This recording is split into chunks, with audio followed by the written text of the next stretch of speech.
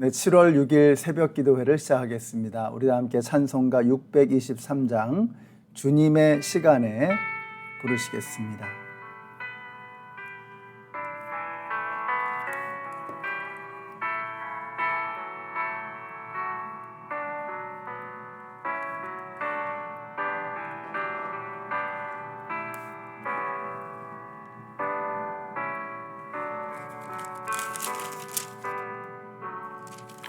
주님의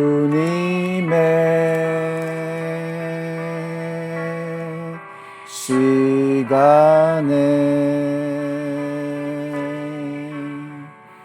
아름답게 모든 것 변하리. 주님 나의 갈 길을 인도하여 주시니 주의 뜻을 따라서 살리라. 주님의 시간에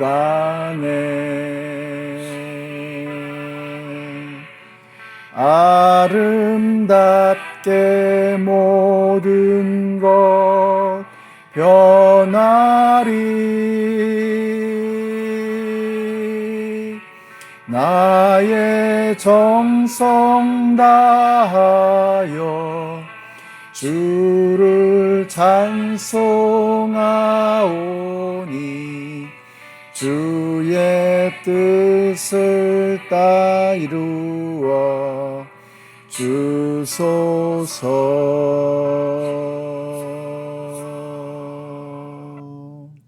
아멘. 오늘 우리에게 주시는 말씀은 민수기 5장의 말씀입니다.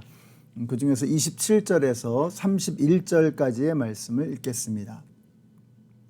제사장이 여인에게 물을 주어 마시게 했을 때에 그 여인이 자기 남편을 배반하고 제 몸을 더럽힌 일이 있다면 저주를 불러일으키는 그 물이 그 여인의 몸에 들어가면서 여인은 쓰라린 고통과 함께 배가 부어오르고 허벅지가 마른다. 그러면 그 여인은 결의 가운데서 저주받은 자가 된다. 그러나 그 여인이 제 몸을 더럽힌 일이 없이 깨끗하면 아무런 해도 없고 임신에도 지장이 없다.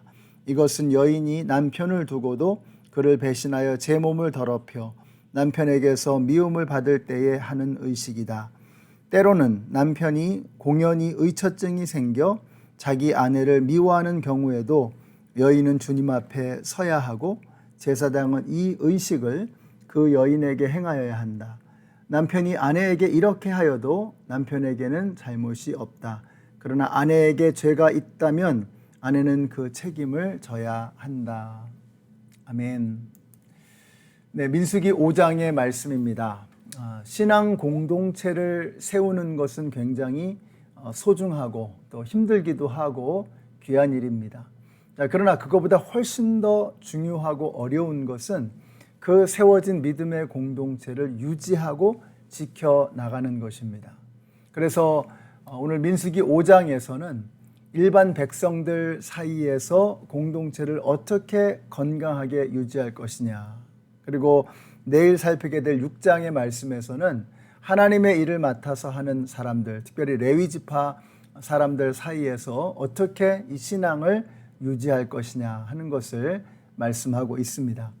자, 그래서 1절부터 4절까지의 말씀을 보시면은 이런 내용입니다. 어떻게 이스라엘 공동체를 어떻게 건강하게 유지할 것인가? 특별히 악성 피부병 이야기를 하고 있습니다. 악성 피부병 환자들을 분리시키라는 것이죠. 함께 섞어두면 안 된다는 것입니다. 여러분, 하나님의 백성들 사이에서도 악성 피부병이 생겨날 수 있습니다. 이걸 신앙과 굳이 결부시킬 일이 아니죠. 이스라엘 백성들 사이에서도 하나님께서 선택하신 이스라엘 선민 백성들 사이에서도 문둥병이라고 하는 악성 피부병이라고 하는 이런 증세, 이런 질병이 생길 수 있다는 것입니다. 우리도 그렇죠. 우리가 하나님의 백성이지만 때로 불행한 일들이 우리에게 일어나기도 합니다. 자, 그럴 때 어떻게 할 것이냐 하는 거죠. 궁극적으로는 그 문제를 해결하고 또 치료해야 합니다. 근데 기본적으로 분리가 원칙이라는 거죠. 분리되어야 한다는 것입니다. 병이 생기면 병든 사람과 건강한 사람이 서로 분리되는 그런 시간이 필요하다는 것입니다. 그래서 기본적으로 분리되어야 한다는 것이 오늘 말씀의 내용입니다. 악성 피부병 환자들을 다른 사람들과 함께 섞어두면 질병은 걷잡을 수 없이 번져가게 되지요. 우리가 코로나로 인해서 이런 상황을 뼈저리게 경험하고 있습니다. 우리 옛날에는 왜 뭉치면 살고 흩어지면 죽는다 이랬는데 요즘에는 뭉치면 죽고 흩어지면 오히려 더 안전하게 되는 그런 상황이 되었습니다. 자, 이게 무슨 말이냐? 병이 창궐할 때 뭉쳐 있으면 서로에게 위험이 된다는 것이죠. 이게 공동체 전체를 위협하는 그런 아주 큰 문제가 될 수도 있다는 것입니다. 그래서 분리를 요구하고 계시는 것입니다. 성경에서 악성 피부병이라고 하면 이제 옛날 번역에는 문둥병이라고 했는데요. 이 문둥병이라고 하는 것은 죄를 상징하는 질병이기도 하죠. 죄는 믿음의 공동체로부터 철저하게 분리되어져야 한다라는 것이 민수기 5장 말씀의 핵심입니다. 우리 성도님들이 죄는 그 이름이라도 부르지 않는 우리 건강한 우리 믿음의 공동체가 되시기를 바랍니다. 그래서 우리가 죄를 멀리하고 나와 내가 속한 공동체를 이 사망의 죽음의 위협으로부터 보호할 수 있는 우리 성도님들이 되시기를 바라요. 이게 죄라는 것이 막 섞여버리면 모두에게 위협을 가할 수 있다는 거죠. 분리하고 그리고 분리된 상태에서 치료해야 한다는 것입니다. 자, 11절부터 나오는 내용을 보면은 이 아내의 간통 여부를 밝히는 절차를 상당히 상세하게 긴 지면을 할애해서 설명하고 있습니다. 실제로 아내가 간통을 했는지 안 했는지를 하나님 앞에서 가려내야 한다는 것입니다.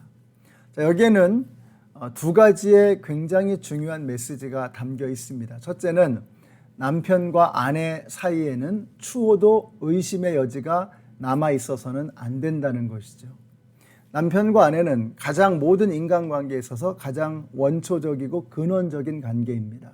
그러니까 남편과 아내의 관계가 있어야지만 그 이후에 자자손손이 계속해서 흘러가게 되는 거죠. 그러니까 가장 기본적이고 중요한 관계가 바로 남편과 아내의 관계입니다. 근데 그 남편과 아내 사이에 다른 어떤 엉뚱한 것이 들어가게 되면, 의심이라는 것이 들어가게 되면, 또 다른 오해라는 것이 들어가게 되면 그 관계를 망치게 되고 그 이후의 모든 관계들에게 영향을 미치게 된다라는 거죠. 그래서 남편과 아내 사이에는 추호도 어떤 의심도 있어서는 안 된다는 거예요. 그런 의심을 걷어내야 한다는 것입니다. 우리 연합장로교회 성도님들 가정에 남편과 아내 사이에 어떤 의심도 다 사라지게 되시기를 바라요. 서로가 서로 사이에 투명한 커뮤니케이션, 마음을 활짝 열어놓고 함께 대화할 수 있는 그런 관계가 되어야 하는 것입니다. 저는 여러분의 가정이 이렇게 남편과 아내 사이에 투명한 이 커뮤니케이션이 이루어져서 그 관계가 건강하고 아름다운 의심의 여지가 없는 그런 관계가 되시기를 바랍니다. 또 한 가지 우리가 중요한 것은 결국 하나님께서 다 알고 계시고 하나님께서 판단해 내신다라는 거예요. 사람은 알 수 없습니다. 남편과 아내 사이에서 벌어지는 일들, 이거 사람은 알 수 없어요. 그러나 하나님은 다 알고 계시고 다 보고 계신다는 것입니다. 하나님께서는 이 모든 것들을 결국은 다 판결해 내시고 판단해 내신다는 거예요. 그래서 억울한 사람은 구해주시고 또 잘못된 것은 심판하시는 것이 바로 하나님이라는 거죠. 하나님께서 우리의 모든 관계를 다 알고 계신다는 것입니다. 우리의 속마음까지도 꿰뚫어 보시는 분이시다라는 거예요. 그러므로 우리 사랑하는 연합장로교회 성도님들, 하나님을 두려워하는 마음으로 여러분 하나님 앞에서 두렵고 떨리는 마음으로 바르고 정직하게 살아가야 되겠습니다. 사람의 눈은 잠깐 속일 수 있습니다. 그러나 하나님을 속일 수는 없어요. 그리고 하나님은 그냥 두고 보시는 것이 아니라, 구경만 하고 계시는 것이 아니라, 잘못된 것과 또 잘된 것, 옳은 것과 그른 것을 분명하게 명확하게 판별해 내시는 하나님이시다라는 것입니다. 그러니까 우리가 하나님을 두려워해야죠. 오늘 저와 여러분이 하나님을 두려워하시고 하나님 앞에 범죄하지 마시고 하나님 앞에서 깨끗한 그런 삶을 살아가시는 오늘 하루가 되시기를 우리 예수님의 이름으로 축원합니다. 기도하겠습니다. 하나님 감사합니다. 우리 믿음의 공동체 안에서 그리고 내 삶 속에서 죄라고 하는 것이 다 떨어져 나갈 수 있도록, 사라져 버릴 수 있도록 온전히 죄를 제거하는 우리 성도님들의 삶이 되게 하여 주시옵소서. 또 남편과 아내 사이에 어떠한 의심도 다 사라지게 하시고 하나님을 두려워하는 마음으로 하나님 앞에서 정직하고 신실하고 깨끗하고 거룩하게 살아가는 우리 모든 성도님들이 다 되게 하여 주시옵소서. 예수님의 이름으로 기도드렸습니다. 아멘. 네, 사랑하는 성도 여러분, 이제 여러분이 오늘 하루를 살아가실 때 하나님 앞에 정직하고 깨끗하게 부끄러움이 없고 또 모든 것을 심판하시는 하나님 앞에서 두려움 없이 살아가시는 우리 모든 성도님들의 삶이 되시기를 축복합니다.